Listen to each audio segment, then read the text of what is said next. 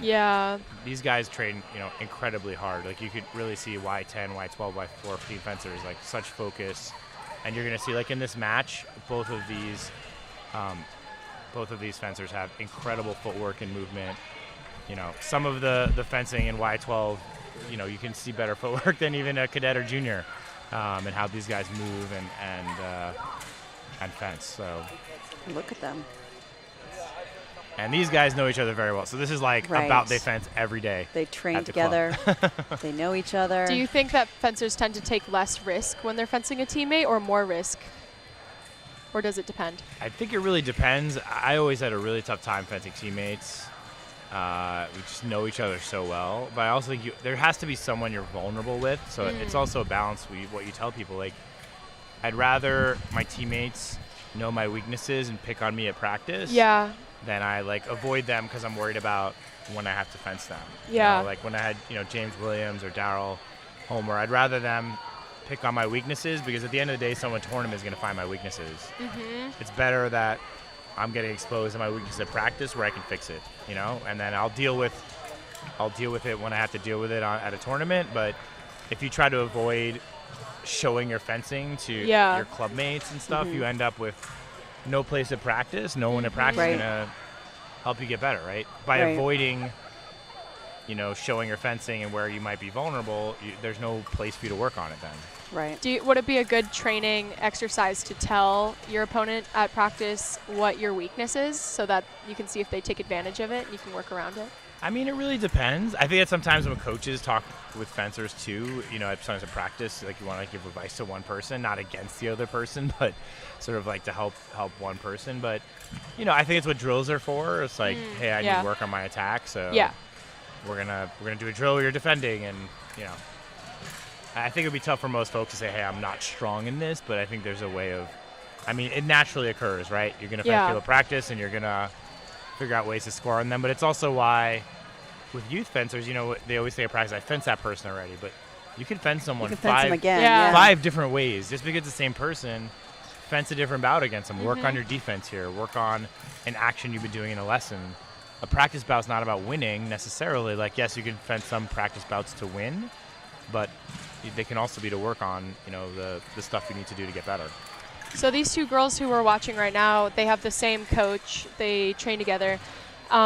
Even so, are their styles different? And if so, what are their styles?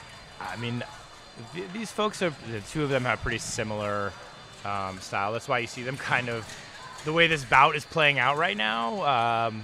It's a lot of movement and not a lot of points. Yeah, I think they're both. We see Grace Feng pushing the attack there. And I think one of the things that separated Grace a little bit is like she's been able to, her attack has gotten much stronger over the course of the last year. You see her there going off target. They're both. I said that it's almost like they're feeling each other out right now. Yeah. And kind of here, your question about risk. Right now, both of them are being a little tentative about taking a risk here. Why do you think that is? It's just, the psychology. I don't know. Again, I haven't seen them fence at tournaments before. It's the first time I've seen two fence at a tournament. And, again, a tournament bout can be much, much different. So, you see Eleanor hitting the counterattack there. In a tournament, it can be a lot more difficult to try something because you're not sure what the result will be. And it looks like Grace is kind of trying to take her to the back strip, back end of the strip here. And then launch an attack. There's a launch of the attack there. So we saw that in the final of I think it was Y10 yesterday. Grace was allowing her opponent to take her to the other end of the strip, and then she launches, launches the attack right there, and hits the counter repost right there. I always Bucky Leach. One of the things I learned from him is Bucky.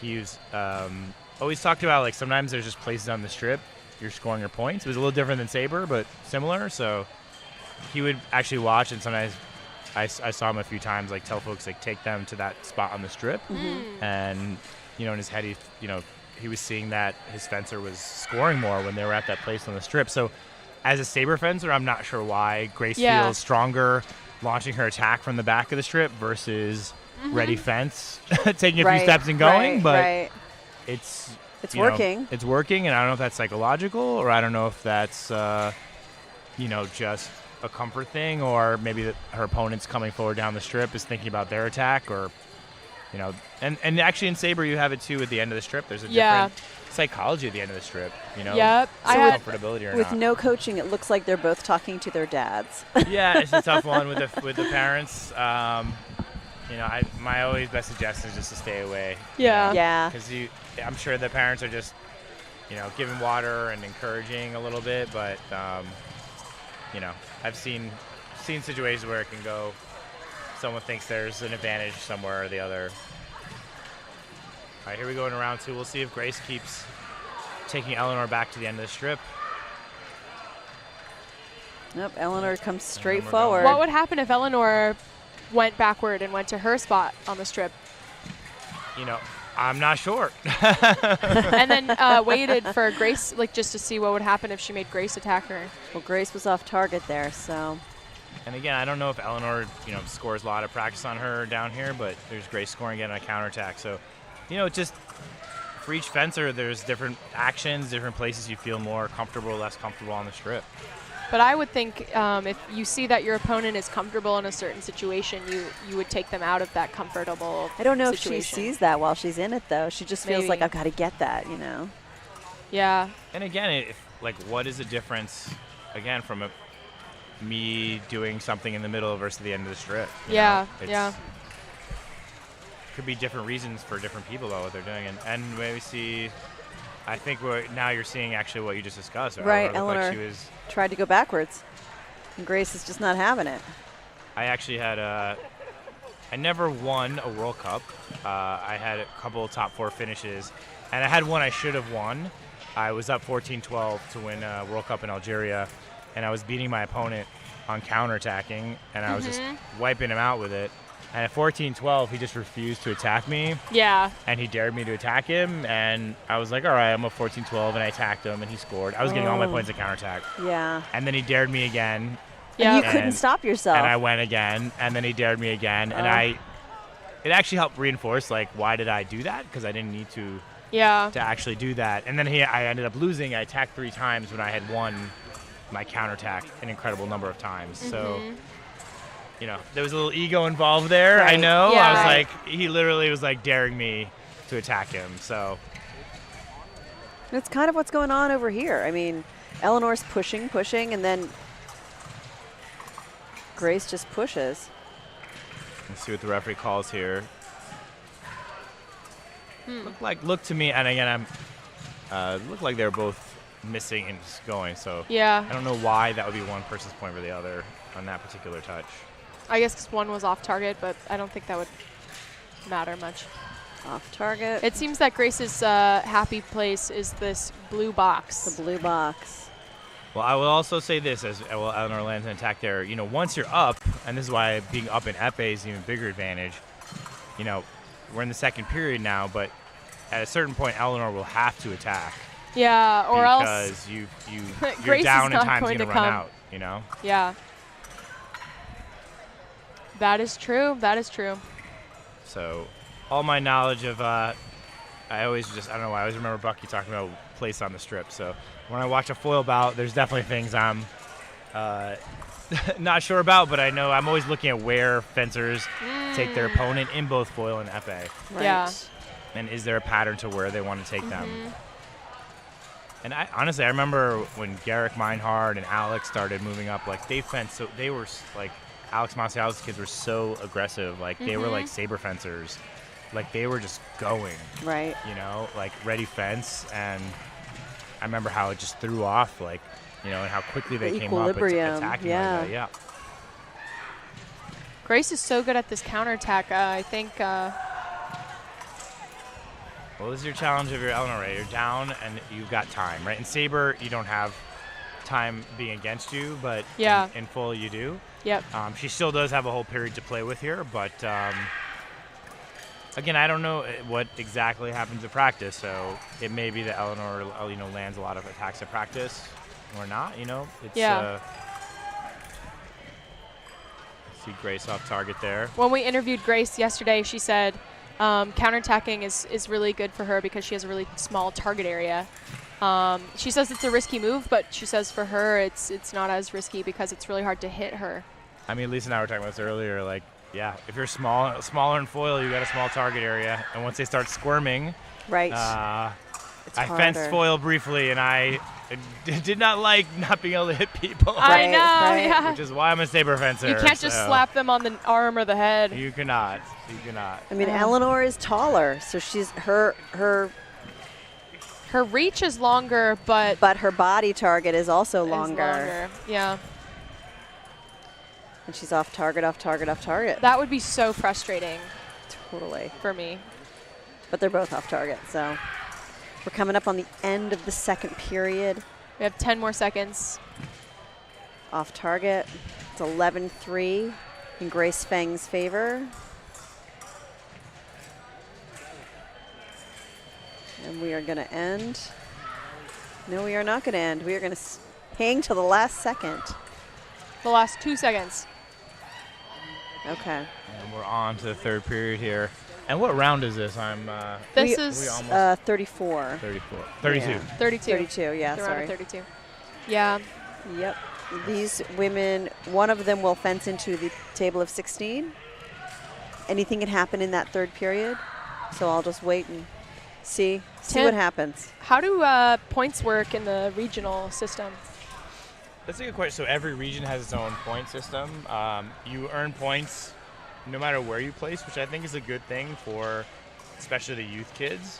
Actually, it's good to help folks understand the system too. So we have some people here at their first tournament, and I know once they can see their name on the points list and how many points they got, even if they finish in the back part of the tournament, Right. it will click for them. What they should They're be like, doing. oh, I got this many points, and I saw this guy finishing at 32 or 16, and they got this many points, and then obviously there's a certain number you need to qualify for the Junior Olympics and Summer Nationals. So, Right. and I think it was a good thing. U.S. Fencing instituted patches this year for the top 3 in each Right. weapon, so you have like another goal. Like, Incentive. I have experience, but maybe I'm just going to make sure I'm top 3 in the region. And are there people that will only fence regionally and not move to NAC? I think it's a stepping stone to it. I mean, I Right. wouldn't recommend someone go to a NAC until they have shown some results at a regional event. A lot, again, it depends on age, but I mean, I think this is definitely after club tournaments. It's even hard still if you start at 12 or 14 to come to these, because there's even in the youth 12, some folks have been fencing like 5-6 years now. So, Right. Oh, that's a long time to fence at that age. You have a lot of experience. yeah. So there's Eleanor on the attack again.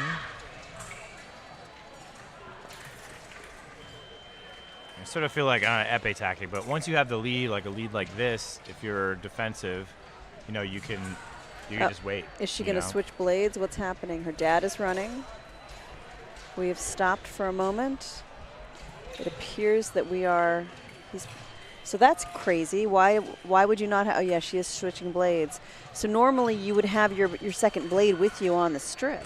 And we'll see. And it's when you don't have it, it's actually a card. It's a card, yeah. So we'll So see if it's her enforced here. Dad, run faster. It's interesting to see what's enforced here and what's not, because I've seen hair on lames. We've seen a lot of hair on the back. I always feel like it's better to enforce, because if you cannot have your stuff here and not get carded, you go to a national tournament where you're going to get carded. Right. International event, you're definitely going to Definitely get gonna carded. get So it's better to learn that lesson at a Yeah. regional event. Than Where the to stakes opposite are say, lower. oh, it's a regional event. Why Right. enforce it? Even at practice, I think sometimes it's good to enforce certain things like starting early, because some people don't enforce that at practice, but I feel like that can be really important for a bout if you're someone who's starting early and you're getting lots of red cards. So why would she change weapons?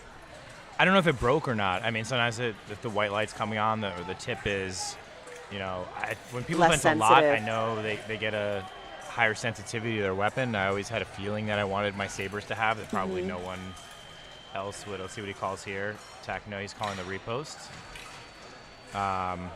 So maybe it's just something she felt that she didn't like with her foil.